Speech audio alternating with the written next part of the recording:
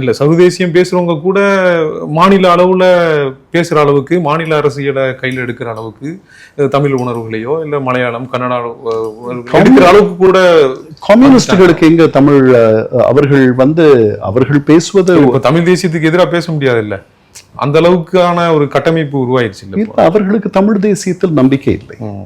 தமிழ் தேசியத்தில் தமிழர்களுக்கே நம்பிக்கை இல்லை என்றதுதான் என்னுடைய எண்ணம். ஏன்னா அப்படி இல்ல அது நீங்க பாருங்க, 75% குடும்பங்கள் பூர்வீக தமிழ் குடிகள்.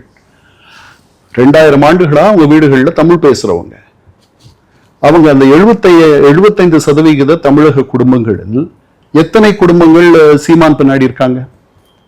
எத்தனை பேர் வருவாங்கன்னு நினைக்கிறீங்க நீங்க? இப்ப வரவங்க கூட இந்த தேர்தலின் முடிவில் குறைஞ்சிருவாங்கன்னு நான் நினைக்கிறேன்.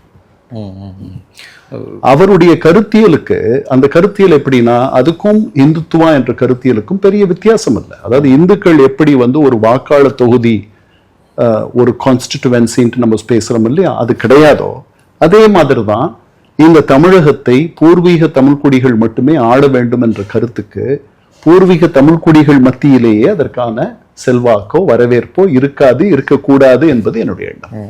ஒரு மைய கருத்தியலை தாண்டி இண்டிவிஜுவலாகவும் ஒரு எலெக்ஷன் பாதிக்கும், அப்படிதான் இது சொல்ல வரலாம். அப்படித்தானே சொல்றீங்க? அதாவது இப்போ இந்துத்துவா, நான் இந்துங்கிறத தாண்டி இண்டிவிஜுவலா இந்த அரசாங்கமோ இந்த இதோ என்னை எப்படி பாதிக்குங்கிறதுல இருந்து நான் ஒரு வேட்பாளரை தேர்ந்தெடுப்பேன்றீங்க. இல்ல, அப்படித்தானே இருக்க முடியுது. இந்தியா முழுக்க வேறு சில இடங்களில் இந்துத்துவா என்ற ஒரு வாக்காளர் தொகுதியை, அதாவது ஓட் பேங்க், வாக்கு வங்கியை ஓரளவிற்கு பாஜகவால் உருவாக்க முடிஞ்சிருக்கு.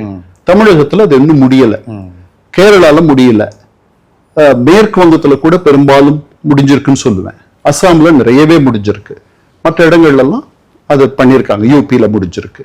இங்க அது பண்ண முடியல ஒண்ணு. அதே மாதிரி இந்துக்கள் தான் பெரும்பான்மையா இருக்காங்க இங்க. அவர்கள் இதையே ஏத்துக்க கூடாது, ஏத்துக்கல.